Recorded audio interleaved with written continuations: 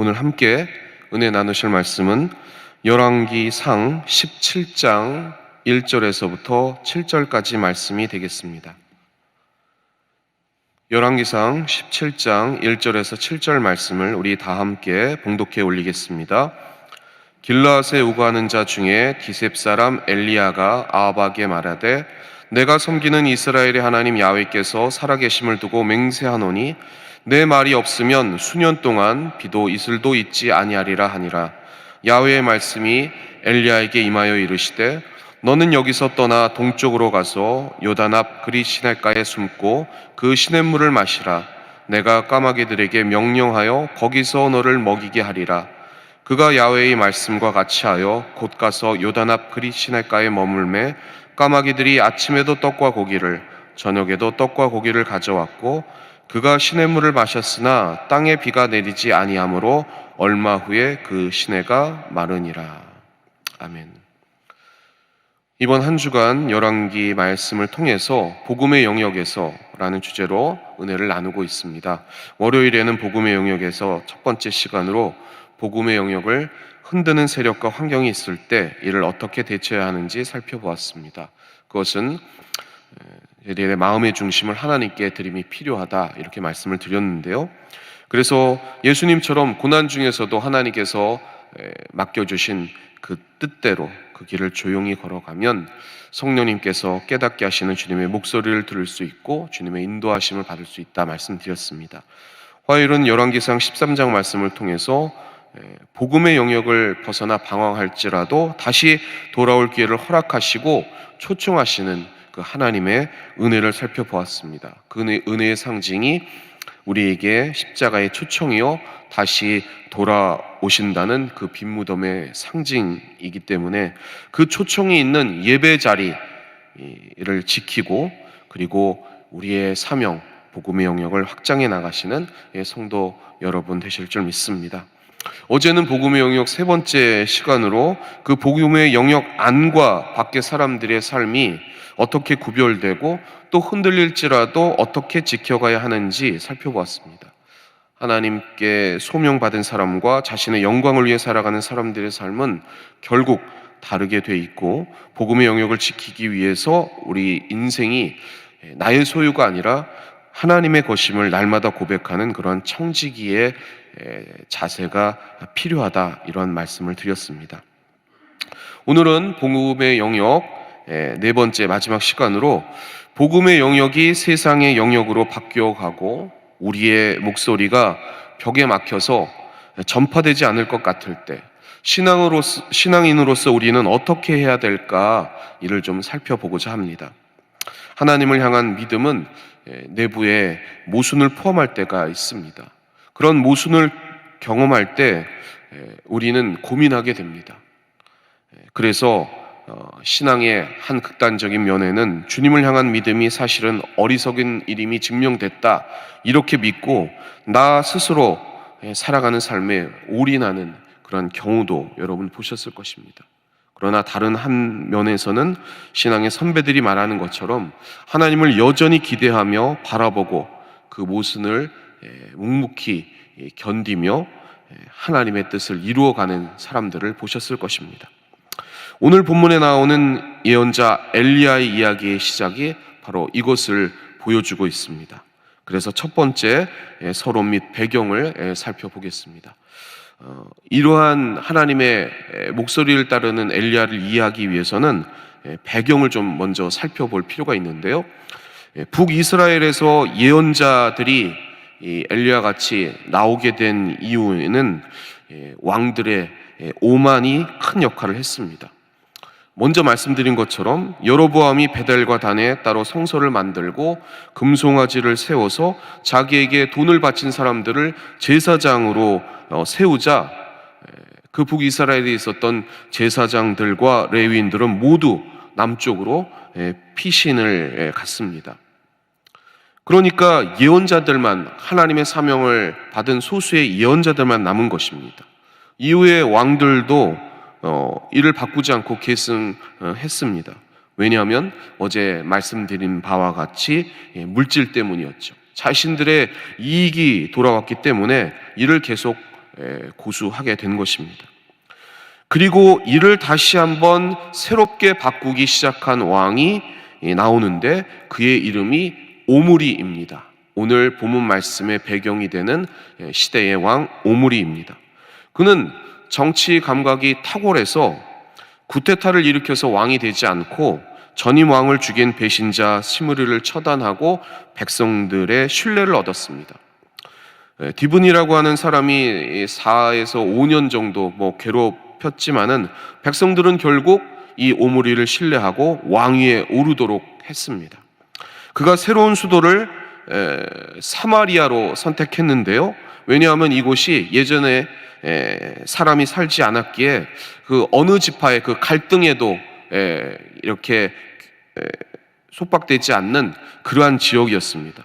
상업 도로의 길목인데다가 경치도 좋고 도로 공사도 잘해서 북이스라엘의 기초를 다지게 되었습니다.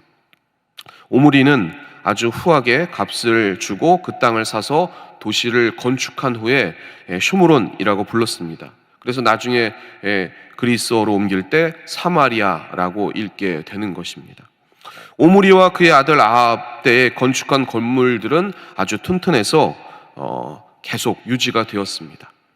당시 쿠데타가 더 이상 없었다는 말은 지배계층이 이러한 오므리의 그 정치력과 외교력 이런 것들을 잘 받아들이고 만족했다는 뜻입니다. 군사 외교적으로도 탁월해서 동쪽인 남유다와의 싸움을 멈추고 동맹을 맺고 남쪽으로는 모압을 식민지로 삼아서 조공을 받았습니다. 북쪽에는 아수르와 그 당시 강대국이었던 아수르와 손을 잡아서 북이스라엘을 늘 괴롭혔던 아람을 잘 움직이지 못하게 그렇게 유도했습니다. 그의 능력에 경의를 표한 아수르는 북이스라엘을 나중에도 오므리의 땅이라고 부를 정도로 탁월한 그런 정치력을 보인 왕이 바로 이 오므리였습니다. 이렇게 솔로몬과 비교가 될 정도로 탁월한 왕이었던 이 오므리가 결국 똑같이 솔로몬과 같은 의도적인 실수를 저지르게 됩니다. 그게 뭐냐면 그 당시 시돈 왕이었던 옛 바알과의 동맹이었습니다. 솔로몬이 두로왕 히람과 손을 잡고 무역을 해서 돈을 번 것처럼 자신도 그렇게 해보겠다고 이 오므리가 경제적인 부를 잡으려고 바알과 동맹을 합니다.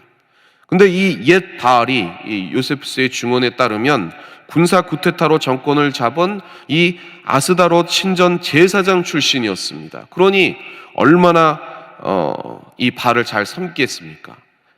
엣바알이라는 이름 자체가 바알은 존재한다 그런 뜻인데요. 열성 바알 신자였겠죠.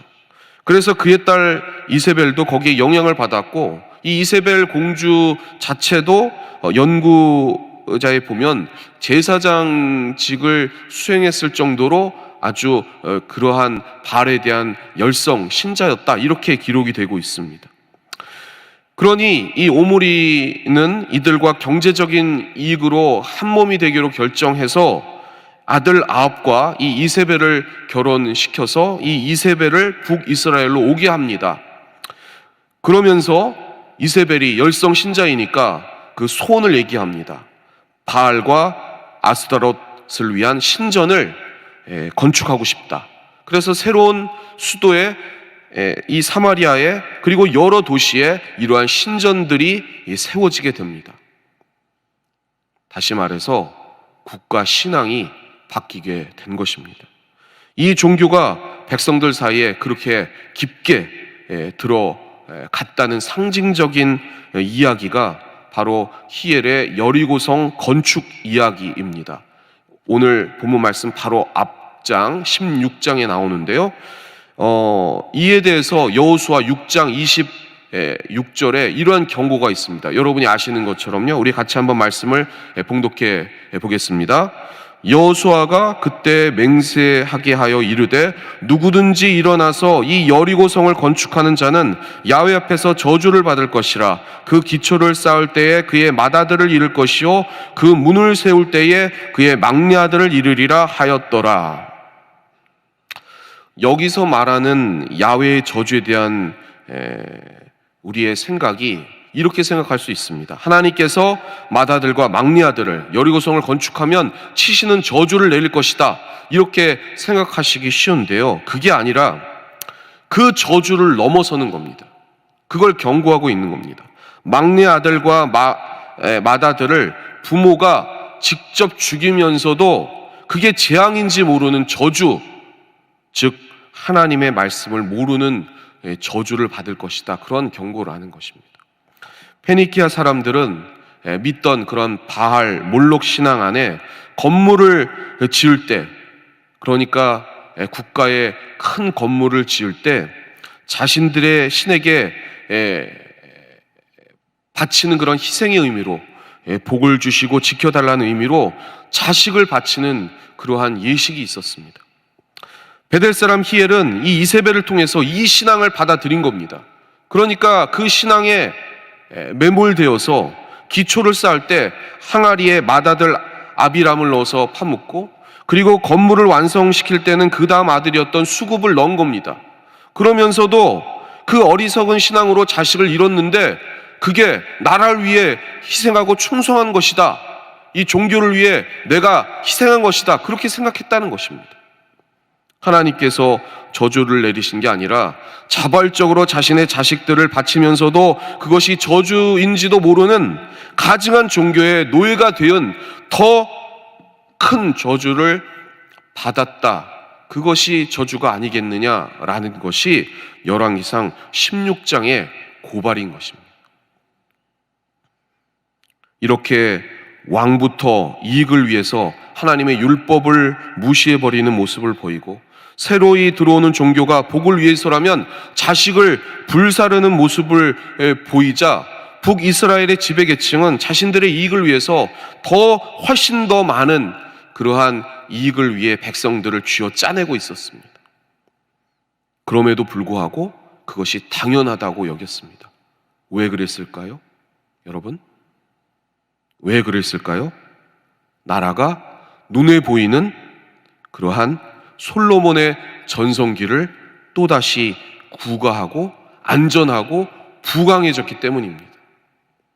사랑하는 성도 여러분, 다시 한번 이 코로나의 상황에서 우리가 땅을 치며 회개하며 하나님 앞에 간절히 기도해야 할 기도 제목이 있습니다. 그게 무엇일까요, 여러분?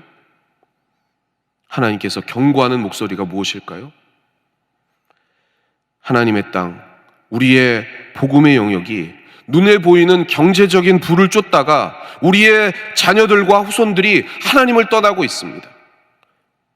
경제적인 종교의 제물로 내어 던지면서도 나라만 잘 살면 된다, 네가 잘 살면 된다, 네가 부자가 되면 된다, 이것이 저주 아니면 무엇이겠습니까, 여러분? 우리의 철저한 회개가 필요합니다. 하나님께서 이 코로나 상황 속에서 경제적인 부, 그리고 물질, 그리고 너희들의 목숨 한순간에 다 날아가 버리지 않느냐, 세계의 최고 선진국도 한낱 이 전염병 앞에 무릎 꿇지 않느냐, 이걸 하나님이 경고해 주시지 않느냐는 것입니다. 그렇기 때문에 지도자의 영적 순결함이 얼마나 중요한지를 이 본문을 통해서 우리는 다시 느끼게 됩니다. 다가올 대선도 그러한 의미로 많이 기도해 주시고, 그리고 하나님을 경외하고 그리고 백성을 사랑하는 지도자를 선택해 주시기를 간절히 부탁을 드리겠습니다. 두 번째, 복음의 영역을 선포하는 길, 이것을 좀 살펴보겠습니다. 이러한 상황에서 하나님은 그 땅을, 그 복음의 땅이 세상적으로 변모해 가고 있는데 그냥 내버려 두시지 않고 방관하지 않으시고 이 상황을 극복하도록 하나님께서 장치를 마련하셨습니다. 그것이 바로 이 악한 왕과 대결하라고 내보내신 사람 엘리야입니다. 모든 백성들이 잘 살고 있으니 왕을 지지하고 있었습니다. 그런데 유일하게 홀로, 물론 보이지 않는 곳에 숨은 하나님의 사람들이 있었지만 하나님께서는 대표자로 이 엘리야를 내보내셔서 하나님의 경고의 메시지를 계속 증거하도록 하셨습니다. 그는 디셉 사람으로 알려져 있는데 오늘날 어디인지를 추정할 뿐 정확하게 확인이 되지 않았습니다. 그만큼 시골 출신입니다. 엘리야 선지자의 첫 예언도 아주 짧고 간결합니다. 오늘 본문 말씀인데요, 1절 말씀 같이 한번 봉독해 올리겠습니다. 길앗에 우거하는 자 중에 디셉 사람 엘리야가 아합에게 말하되 내가 섬기는 이스라엘 하나님 야훼께서 살아계심을 두고 맹세하노니 내 말이 없으면 수년 동안 비도 이슬도 있지 아니라 하니라. 그의 예언에는 하나님을 향한 중요한 고백이 들어 있습니다. 비와 이슬 내리시는 분은 이스라엘의 하나님 야훼이시지 당시 농사력과 절기를 지배하던 바알과 아세라가 아니다라는 선언을 한 것입니다. 그 당시 잘 살려면, 부흥하려면, 선진국이 되려면 비가 있어야 되죠. 농경 사회이니까. 그런데 바알이 비를 내린다면 내가 막겠으니까 누가 신인지 알아보자, 이렇게 선포한 것입니다. 북이스라엘의 바알 정권에 대한 정면 도전이었습니다. 이 한마디를 하고 하나님께서도 이 도전이 위험했기에 이 엘리야를 3년간 숨어 있게 하셨습니다. 왜 숨어 있게 하셨을까요? 하나님의 때를 기다리고 이 엘리야를 훈련시키기 위해서 하나님께서 숨어 있게 하셨다는 것입니다. 그래서 그 이후에 엘리야가 그 믿음을 쌓고 하나님께서 쓰시는 그러한 연단을 겪고 우리가 잘 아는 갈멜산의 전투를 벌이게 됩니다. 비가 계속 오지 않았기에 엘리야는 아마도 하나님이 주신 말씀이 참임을 느꼈을 것입니다. 이와 동시에 이로 인한 그 괴로워하는 백성들의 고통에 슬퍼했기 때문에 아마도 같이 있으면 어려워지는 걸 알고 그 마음을 알고 하나님께서는 숨어 있게 하셨고, 그 숨어 있는 기간 예언자를 배려하시면서 훈련하면서 이 엘리야를 먹이시고 입히신 것입니다. 그래서 엘리야의 이 믿음의 사람의 첫 번째 사역은 숨는 거였습니다. 그것도 3년 이상 숨어야 했습니다. 그런데 그걸 믿지 못했다면 숨어 있을 수 없겠죠. 그래서 본문 말씀 2절에서 4절 말씀인데요, 우리 같이 한번 봉독해 올리겠습니다. 야훼의 말씀이 엘리야에게 임하여 이르시되 너는 여기서 떠나 동쪽으로 가서 요단 앞 그린 시냇가에 숨고 그 시냇물을 마시라. 내가 까마귀들에게 명령하여 거기서 너를 먹이게 하리라. 까마귀는 죽은 고기를 먹지 살아있는 사람이 필요한 빵과 고기를 가져다 주는 존재가 아닙니다. 또한 하나님께서 분명히 가뭄을 선포하게 하셨습니다. 이를 생각해 보면 냇가에 메마르는 건 시간 문제인데 이스라엘의 강이 대부분 와디, 건천이기 때문에 금방 쉽게 마르지 않겠습니까? 그럼에도 엘리야는 이 하나님의 말씀을 믿고 모순이지만 순종했습니다.